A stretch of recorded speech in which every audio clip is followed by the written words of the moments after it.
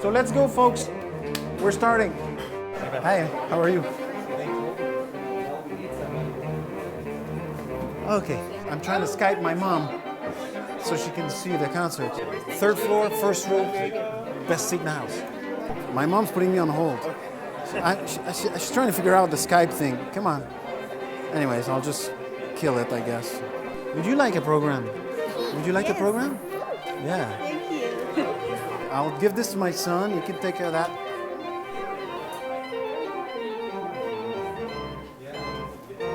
Okay. Hi, how are you? Good. Long time no, well, not long time no see, a couple of weeks. It's all good. Perfect. People are coming in. It's looking good. Let's go. Go. Oui, c'est pas grave. Faut commencer. All right. This is one intimate concert. There we go. Hi, everybody. My name is Benoit, and welcome to the White House.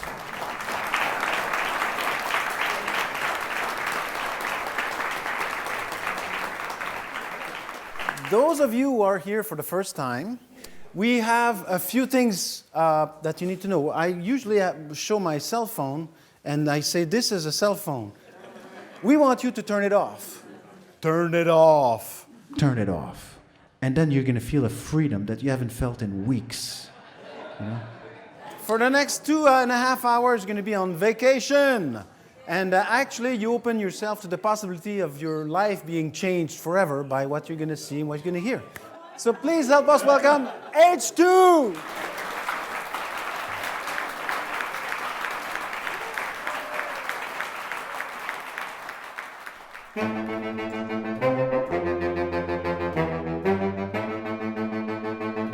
As a musician, you know, you play in people's living rooms, and some of them are exactly what you think when you think you're playing in someone's living room, and every once in a while you get something amazing.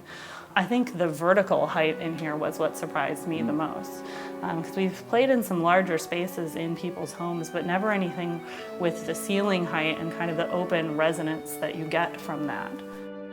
We're playing in a nice concert environment. We're not in a stuffy concert hall. It's nice to be in someone's house because you know that the people that are going to be coming to the concert are going to be people that really want to see the show and are probably going to be interested in all kinds of different music. And if you talk to any of us in the quartet, you know that we're interested in all different kinds of music outside of even the music that we play. One of the things that I really enjoy when we play concerts is getting to meet people afterwards and, you know, just finding out what they're interested in and what drew them to our concert. So I'm looking forward to a real interesting experience interacting with people after the concert as well. I think one of the great things about being a musician and an artist is it's all about networking and meeting people and working together and interacting, and it might lead to another gig, it might lead to a new piece of music. It's just really important, you know, to further and foster art and work together and collaboratively. And that's something that the quartet believes in a great deal.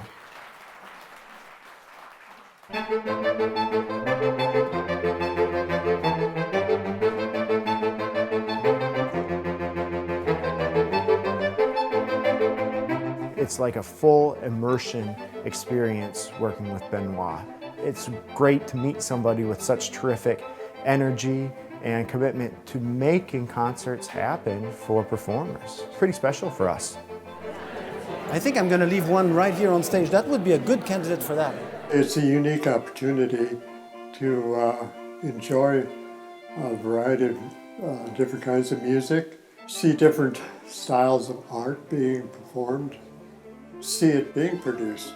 And most people see art when it's totally finished. This is an actual organic living room that is, which I think is alive. It's a real living room.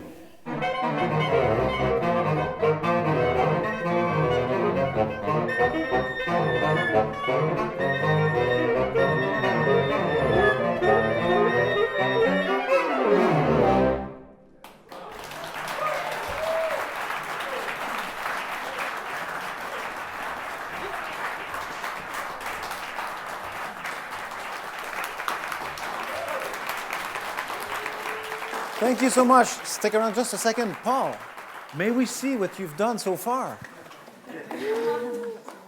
Please. You mean you've done more than one? Oh, there you go. There we go. There you go. There's another one here.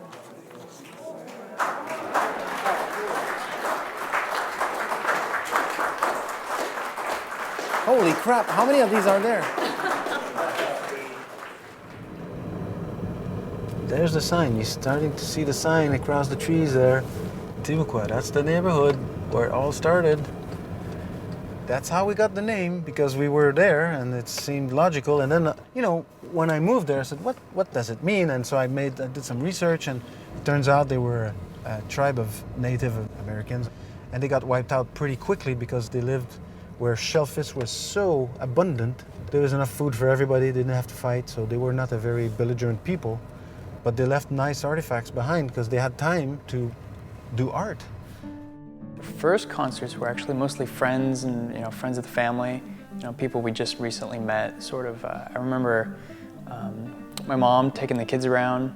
Like we lived in a sort of like a small gated neighborhood, and we went around and like knocked on our neighbors' doors and like, hey, we're having a concert at the house. It's like, I know it's a new thing we're trying out. Just come over, bring like a plate of food if you want, crackers, something, share. And that's the house where it all started. They got rid of the big, I don't know what it's called, that big plant that we had there. During a concert, I always loved sitting in the kitchen because back then we had the living room where the concerts were and an open kitchen with a low counter that you could see over. So I remember sitting there by the food, snacking on crackers and things. It was a nice way to spend my Sundays. The kitchen was open. So for me, like to clean up the kitchen with the small children and be ready for 7:30 was like just an ordeal. So that's why here the kitchen is closed. You see the door, I installed that door. And you also see that there's a slightly incongruous window in the middle there. And I made that, except that we put Hélène's stained glass in it, which became our logo. And it's at the new house now. It was just a lot of people. I was really little, so it was a lot of people all the time. I don't ever remember there being less than 2 or 3 dozen people coming to the concerts every night. We would like move the furniture around and like invite them with wine and cheese and And we had like very friendly. The first one we had no extra chairs. We just had the chairs we had in the house. The concert was gaining traction, and so he knocked down one of the walls to make more room for people, and so the living room just got bigger. I remember there was one night where it was kind of overflowing into the backyard and everything, and so... I tore down a wall and tore down another wall, and eventually there was no more walls to tear down, and we decided to build a new house. It wasn't big enough. Yeah. So.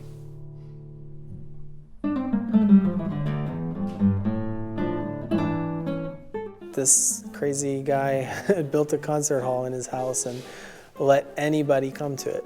It just looked like some sort of phantasmagorical affair. It just didn't seem like something anybody would ever do.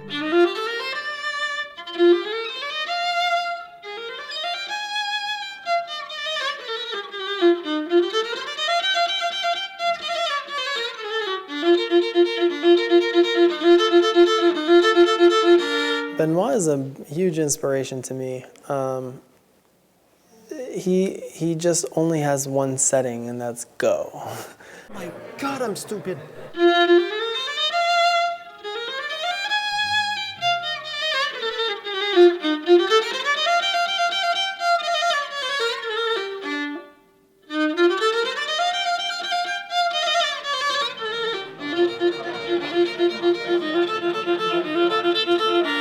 I didn't know what it would look like. I didn't know how big it was. A few musician friends of mine had played here before and said it was really cool. And when I got here, it definitely exceeded expectations.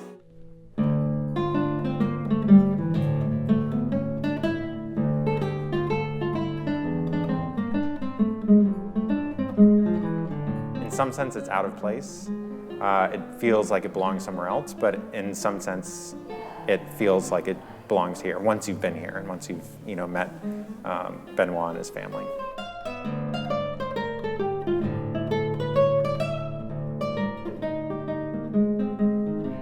A lot of the work that I've shown here today at Timucua has to do with that idea of iteration, of taking a simple set of equations and kind of iterating over them millions or billions of times and seeing the result that happens. That's something that only the computer can do, and that's why I use the computer as a creative tool. If you present concerts, there's sort of this lust for the best room. This is kind of the goal. You want to play in a creative place, but you want it to sound great. You want the presentation to be professional. You want the people who are there, both as the audience and the people putting on the show, to care. And it's like check, check, check, check, check. That's what this place does. It checks off all of those things. These free concerts, the word free is a misnomer. It's free for the audience. And there's so much work goes into these concerts. The sheer volume of activity that surrounds this place is incredible.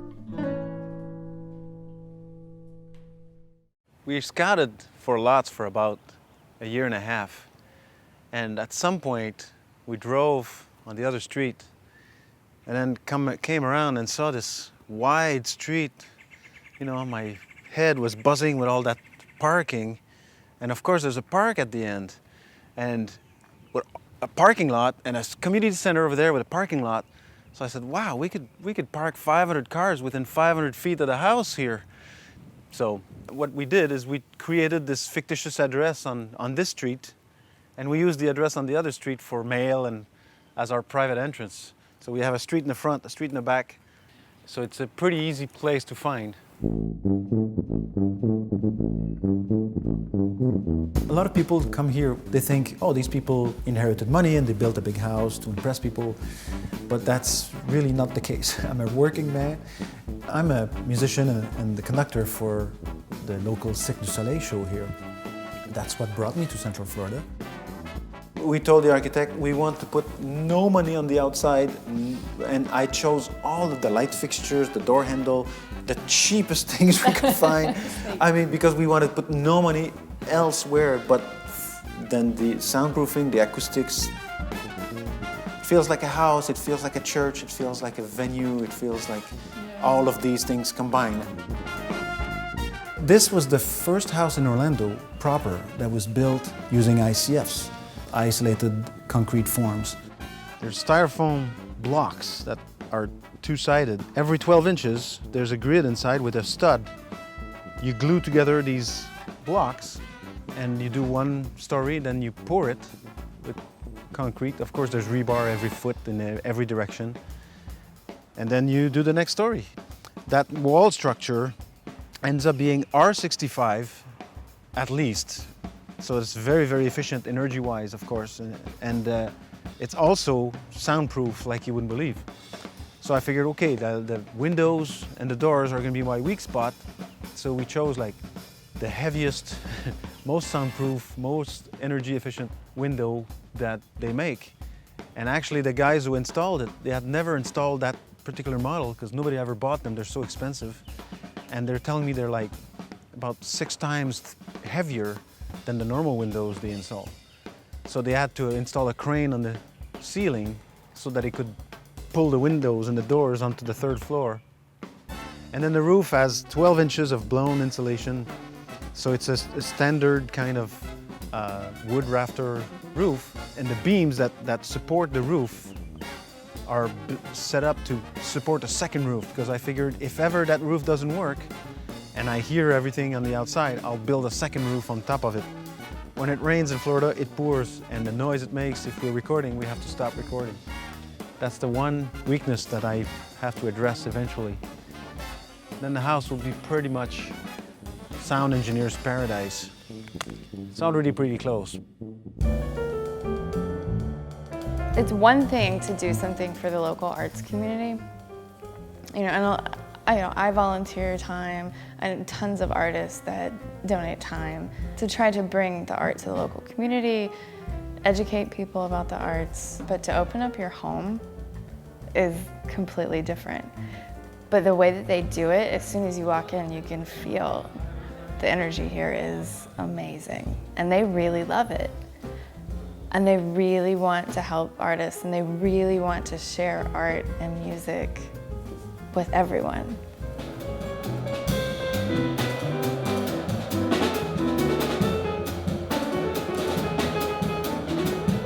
What is the meaning of life? Let's find out. La lucha. You just walk in this room and it just has an energy, a specific energy, that a good energy, you know, that you just immediately feel, okay, this is a safe place for music, this is a safe place for the arts. And the minute you meet Benoit, it's like, all right, I get it, you know, it's definitely his energy rubbing off on, you know, it's his passion that you feel when you walk in here. As a musician and an artist, to come into such an intimate space that they've made into something that everyone can share together, it's very inspiring.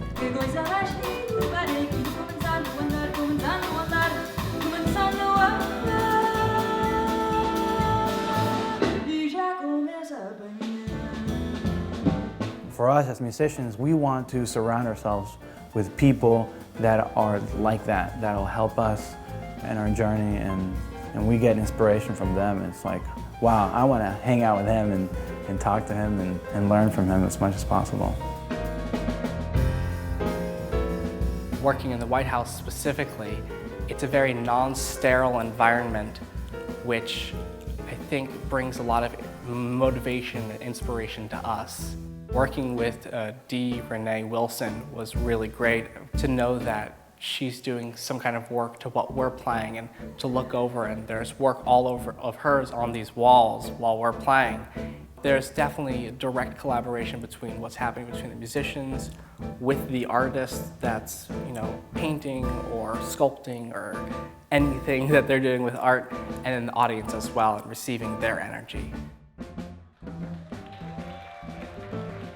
Definitely it's becoming kind of like the place to be seen. It's definitely a hip place, you know, it's definitely, this is one of my favorite venues to play at, you know, because it's just so unique and so cool. People just come in, they bring wine, they bring food, and we just play it and enjoy it. It's really relaxed and fun and unpretentious, and just a great hang. The appreciation that the musicians have for these places really is what I think brings people here as well. You know, when we're playing out at another venue, we're remembering this space that we had the opportunity to share our work with. We let people know. I've always been a fan of Cirque du Soleil music, and I know that there's, you know, possibly some sort of street cred when you know someone who's worked in that venue before, perhaps, but he's really done something amazing for the community just by creating this space.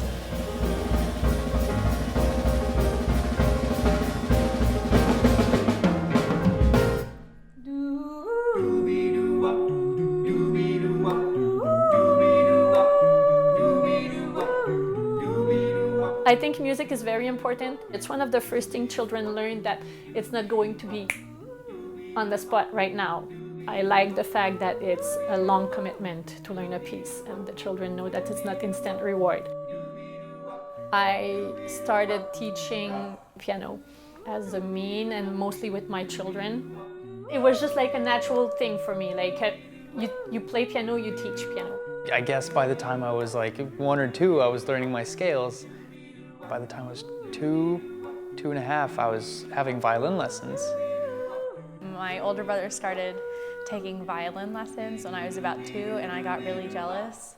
So I wanted violin lessons too, and that's kind of where it all started. I remember specifically playing with my dad after I'd learned bass, and then he just was playing some jazz tunes, and he taught me one ahead of time to, you know, open with. Something really easy. And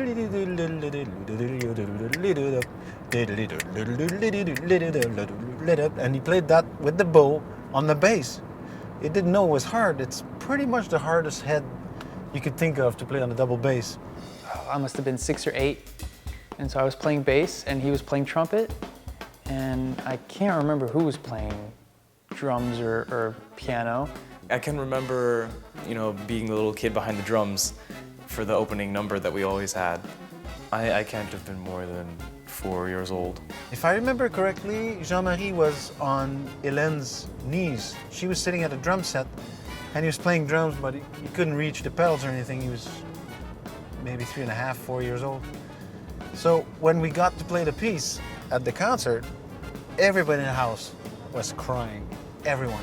The musicians were bawling. This little tiny blonde curly-haired girl is playing hard stuff on the piano, and she's doing it well. We played ahead after with Charles bowing the melody. I mean, it was very powerful stuff. The tradition of the kids opening the night started when we could all actually play together a diverse set of different styles. I think when we do sit down and play music together, it definitely brings us a lot closer as a family, and it gives us, we get to share this moment and time and create music together. And those are really the best experiences that I've had with my family. Sometimes you get so involved in the music and, you just create this incredible moment together.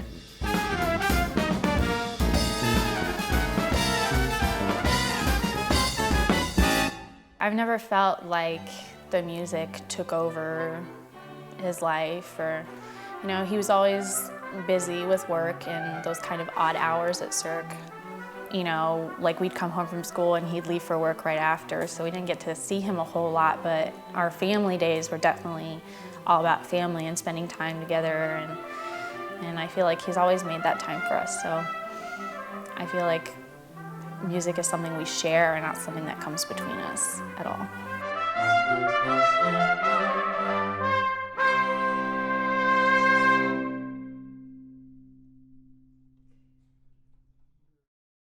We moved here so that he could spend time with the kids, so that he wouldn't have to tour and could provide monetarily for the family and the children.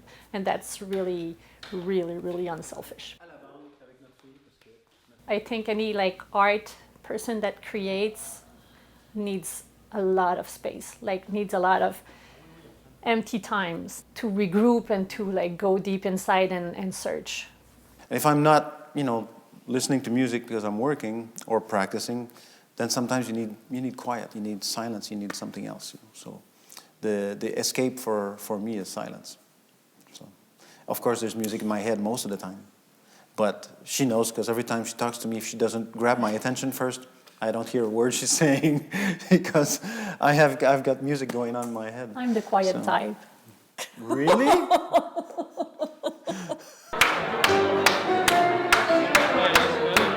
Oh my goodness! Hi, how are you? Good, good, good. Same here. Thank you for coming. Yes, great. Finally. Yeah. Do you need help? Can I pour you something, right? Because I think you need an extra hand. Oh, no. I don't think we'd have these concerts if we were antisocial. Right. What time is it? He does not want the container. Okay. I think we met the most resourceful or the best soul in Orlando doing our concerts. Meet Wendy. The two of them constitute the official cleaning crew. I go and I get stuff for the house. The house provides soda. We used to provide bread also. So I'll go to Publix that day and get that. And anything that's 2 for $1, I know we're gonna see thousands of them on the table. So you get the homeless night or the tabbouleh night or whatever it is that was 2 for $1 that day. So you get a lot of that, but you also get a lot of handmade stuff where people really wanna show their expertise and what they do. And we have a couple that brings very elaborate things with a menu board, and it tells exactly what's on it and what's in it and all the things that they, experimenting with for that evening. Elaine was going out of town, and Benoit had to ask for people to, he asked me, could you come and help? She won't be here. So I came, and now I'm the second wife, so. It's always funny, it's a kind of a running gag that you know, oh, here's my wife, and then here's my second wife, Wendy, and then when she's not here, here's my wife, Wendy. I feel very honored to come here and to help and to give back and to be treated as a friend and to be allowed to do a little bit. And they are family now, which they're like that with everybody, but a little bit more with me, you know. And now she's a friend. She's a member of the family, almost, on Sundays, for sure. All right, we're good. He's ready to start? Where's Benoit?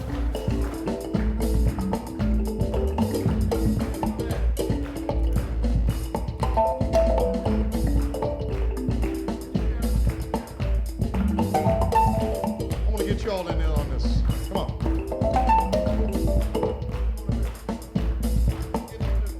Y'all say cheese.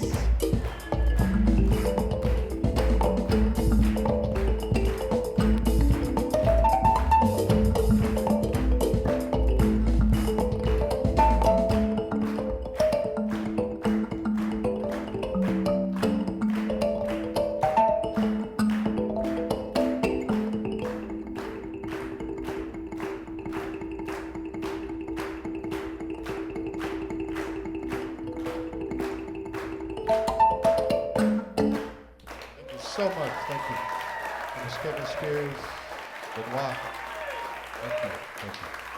Thank you so much. Some of the best concerts I've ever been to have been here because you can see the interaction between musicians and the audience. It's great for free improvisation. We've seen, you know, excellent free improvisers, and then also, you know, contemporary classical performances here. It's a great space. This is the book of the house where like all the artists have been signing in for the past years. So if you would be kind enough, this is your page. You can be as creative as you want. And you'll be remembered forever.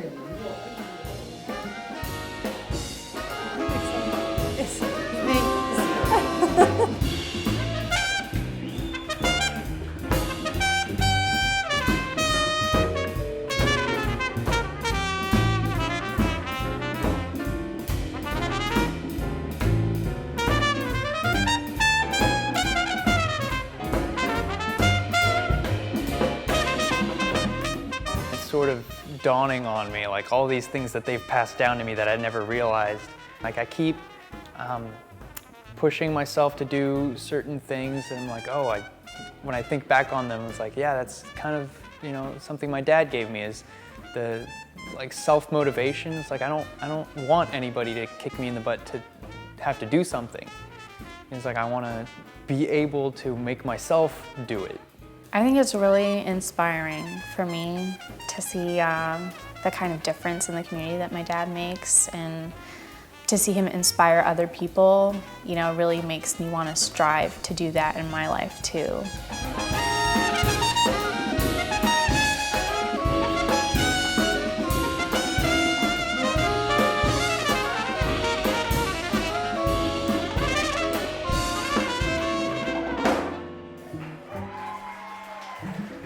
His father died when he was 16, and he essentially became the father figure in the family. He had a log house that was built mostly by him, that he built, that his mother and his brother lived in. You know, and I think that's where he picked up the kind of regime that he lives by, of working so hard and so much, because he had to. Please help me welcome all the musicians and Marty Morell.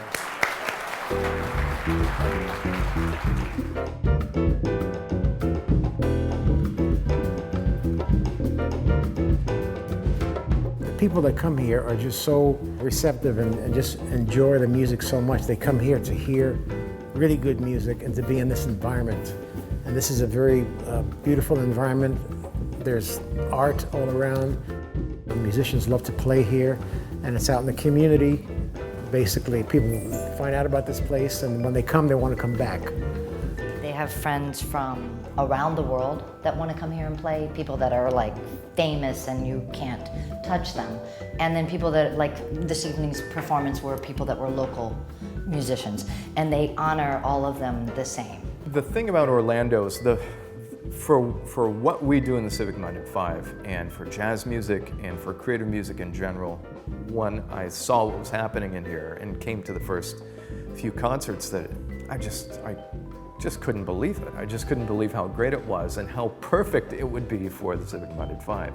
It's pretty impressive, the scale of what they're doing here.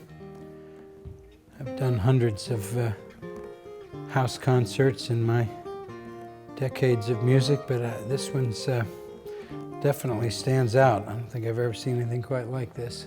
It's a whole nother realm to build a space with this whole thing in mind. That's beautiful. It feels like when you sing that the notes just float out of your body in this room. Wow. Yeah, it's really beautiful. He has a full-time job. He's a busy person. He doesn't have to do any of this. But the fact that he's dedicated his life, hours and hours and hours of time just pouring into the arts for the community. Every community needs a few Benoits. Even in really well-established cities, they might not have a venue this nice, much less one that does almost exclusively free concerts.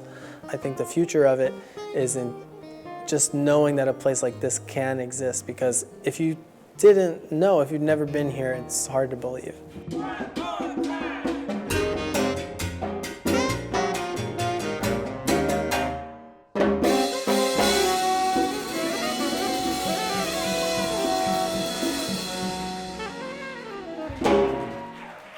The next big idea is to do this concert venue, our new living room, on a ship.